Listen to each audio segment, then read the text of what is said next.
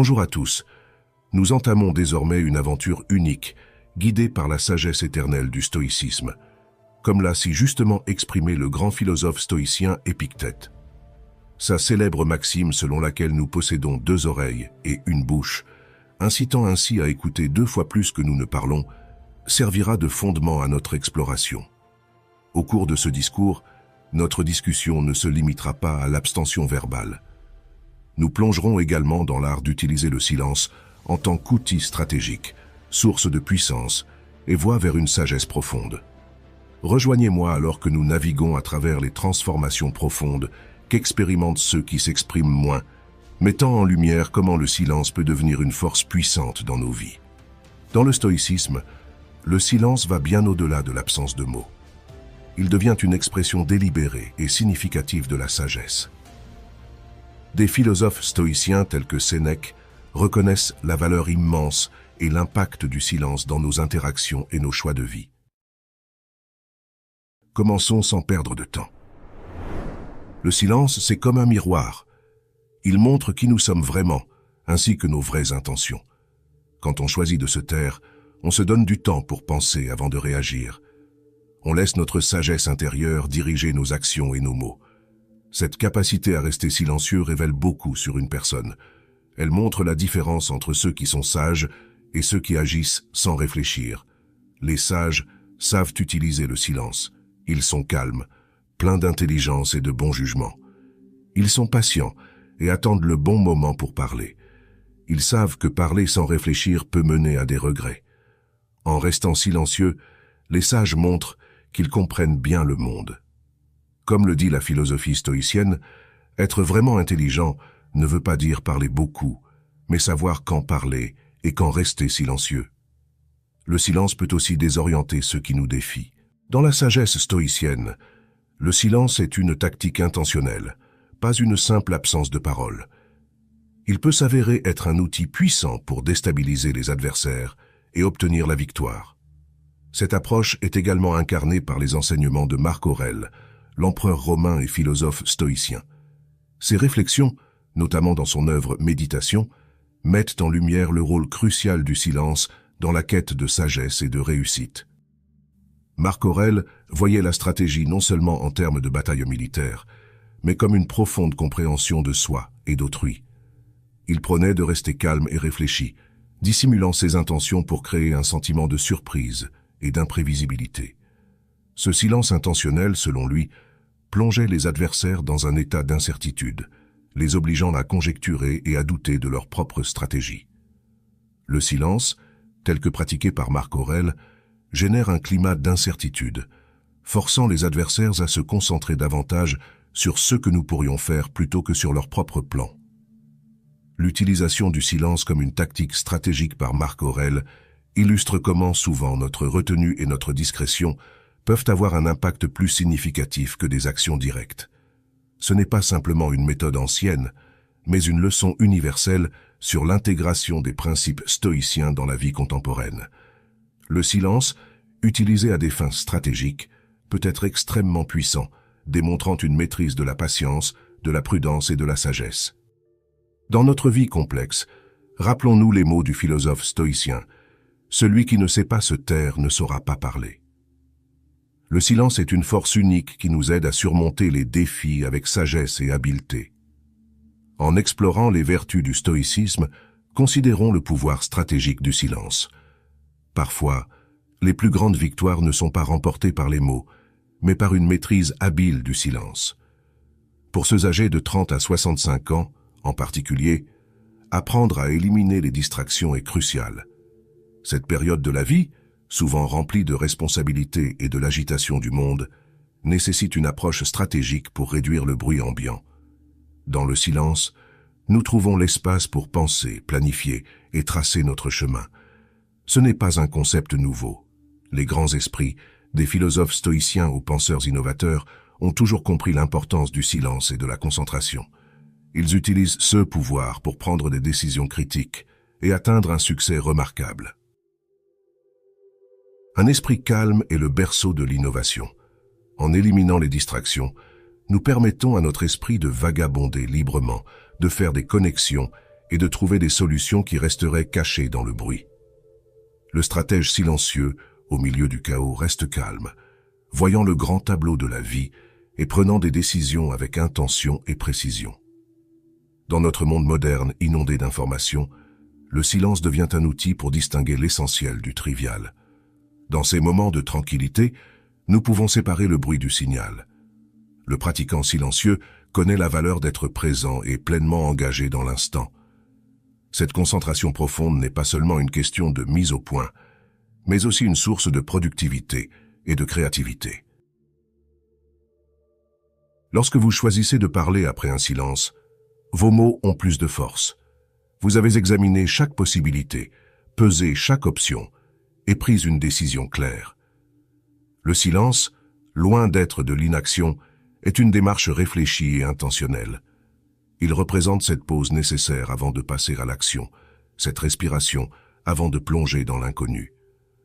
Dans le calme de la nature, nous retrouvons la sérénité et redécouvrons la valeur de la simplicité et la sagesse du silence.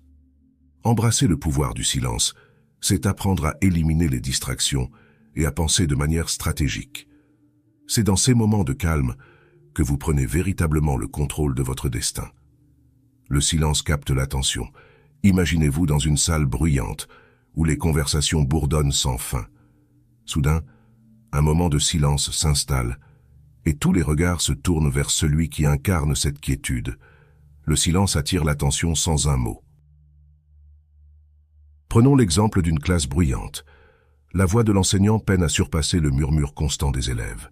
Mais, lorsqu'un silence soudain se fait, l'attention des élèves est capturée. Ce court instant de calme rappelle que même dans le chaos, il y a une chance de se recentrer et de se réengager. Le silence est plus qu'une absence de son. C'est une présence, un charisme qui émane de l'intérieur. La personne silencieuse n'écoute pas seulement, elle perçoit l'indicible, comprend les émotions et les nuances au-delà des mots. Leur silence n'est pas un isolement, mais une forme d'engagement profond, les rendant souvent le point central non exprimé de toute interaction. Le charisme ne réside pas seulement dans les discours flamboyants ou les gestes grandioses. Il se trouve souvent dans la force tranquille de la présence. Un leader charismatique inspire non seulement par ses mots, mais aussi par ses actions, et en autonomisant les autres. Lorsqu'ils parlent, leurs mots sont choisis avec soin et ont un impact considérable, résonnant avec un but précis. Le pouvoir du silence va bien au-delà de la communication. Il réside dans un sourire sincère, un geste pensé ou une caresse réconfortante, des actions qui parlent directement à l'âme. Alors, maîtrisez l'art silencieux du charisme. Votre présence et votre authenticité expriment bien plus que les mots ne pourraient jamais le faire. Laissez votre charisme silencieux être une force qui transforme non seulement votre vie, mais aussi celle de ceux autour de vous. Rappelez-vous que la tranquillité de votre être détient le pouvoir d'enchanter et d'influencer. Une leçon en harmonie avec les principes du stoïcisme. Beaucoup évitent le silence, le percevant comme un symbole de solitude ou une absence de validation externe. Cette crainte les pousse souvent à chercher sans cesse l'attention et l'approbation des autres, affaiblissant paradoxalement leur force intérieure. Mais dans l'accueil de la solitude, souvent trouvée dans le calme du silence, réside un cadeau transformateur, la capacité de se confronter à soi-même sans masque ni façade. Le stoïcisme nous encourage à considérer la solitude comme un miroir reflétant notre essence authentique. Ainsi, nous acquérons la force de résister aux jugements et aux actions d'autrui. Prenons l'exemple d'un lycéen se préparant à un examen crucial. Au milieu du bruit de ses camarades, cet élève influencé par le stoïcisme trouve du réconfort dans le silence et la solitude pour une auto-réflexion et une découverte de soi authentique. Plutôt que de se laisser influencer par le bruit extérieur de comparaison et de validation, l'élève choisit des moments de réflexion tranquille pour évaluer ses propres connaissances et sa préparation. Dans ces périodes de silence, l'élève confronte ses vraies capacités, comprenant que sa valeur ne dépend pas des perceptions ou des actions de ses camarades. En embrassant le silence comme un témoignage de sa force intérieure et de sa confiance en soi, l'élève reste concentré et composé, s'appuyant sur une réserve interne de puissance qui lui permet de se démarquer sans être distrait par le bruit et les comparaisons environnants. Cette histoire illustre comment la philosophie stoïcienne nous équipe pour exploiter le pouvoir transformateur du silence, en particulier dans les moments critiques de nos vies. Comme le disait le philosophe stoïcien Sénèque, le vrai bonheur, c'est de jouir du présent sans dépendance anxieuse envers l'avenir. Un principe qui trouve son écho dans notre histoire. La capacité de l'étudiant à être présent dans sa solitude, libre de l'anxiété de la validation externe, incarne parfaitement la sagesse stoïcienne. En embrassant le silence, nous pouvons également trouver force et bonheur en nous-mêmes, indépendamment des circonstances externes. Il s'agit de se libérer de l'orgueil ou de l'arrogance. Dans la grandeur du silence, on découvre la sagesse de rejeter le bruit assourdissant de l'orgueil et de l'arrogance. La vraie liberté se trouve non pas dans la proclamation de notre supériorité, mais dans la reconnaissance de notre expérience humaine partagée. Les actes de gentillesse n'ont pas besoin de fanfare, ils sont leur propre récompense. Le bienfaiteur silencieux se délecte dans l'acte de donner et dans l'humilité de reconnaître ses propres erreurs, un signe de force et non de faiblesse. C'est la voie vers une amélioration personnelle authentique. Le chemin de l'humilité silencieuse est rempli de défis, mais c'est un chemin qui mène à la compréhension, à l'empathie et à l'unité. L'humilité est une caractéristique des personnes qui choisissent soigneusement leurs mots, évitent le protagonisme et trouvent satisfaction dans leur authenticité. L'humilité n'est pas un signe de faiblesse, c'est la force de reconnaître notre place dans la vaste mosaïque de la vie. Elle se manifeste dans des actes de gentillesse, l'extension d'une main amicale et la compassion envers ceux dans le besoin. Comme le disait le philosophe stoïcien Épictète, ce n'est pas ce qui vous arrive, mais comment vous réagissez à cela qui compte. Embrassez le silence qui annonce l'humilité et libérez-vous des chaînes de l'orgueil et de l'arrogance. Dans le monde actuel où l'autopromotion et l'assertivité sont souvent valorisées, embrasser l'humilité peut être un acte révolutionnaire. Cela nous permet de nous connecter plus profondément avec les autres, favorisant des relations construites sur le respect mutuel et la compréhension. En naviguant dans la vie, rappelez-vous que l'humilité ne consiste pas à se diminuer soi-même, mais à reconnaître la valeur en chacun. Cela enrichit non seulement votre propre vie, mais apporte également un sentiment de paix et de réalisation qu'aucune quantité de validation externe ne peut offrir. Dans les négociations, le silence est une puissante tactique stoïcienne. Imaginez une négociation salariale, armée de recherche et d'une idée claire de ce que vous méritez. L'entreprise fait une offre qui ne répond pas à vos attentes. Ici, la force du silence entre en jeu. Au lieu de réagir immédiatement avec des objections, choisissez une pause stratégique. Ce silence vous donne un moment pour traiter et répondre clairement, exerçant une pression subtile sur l'autre partie, les amenant à reconsidérer leur offre. Ce moment d'incertitude peut jouer en votre faveur, les amenant potentiellement à améliorer leur proposition. Pensez à Zénon de Kition, le fondateur du stoïcisme. Reconnu pour son discours mesuré et son silence réfléchi, croyait en l'importance d'écouter davantage et de parler moins. Selon lui, la véritable sagesse se trouve souvent dans la réflexion approfondie plutôt que dans des paroles hâtives. En embrassant le silence dans les négociations, à la manière de Zénon, vous n'êtes pas simplement en attente passive, mais vous participez activement à une stratégie mentale. Cela consiste à contrôler le rythme et le flux de la conversation, vous donnant un avantage.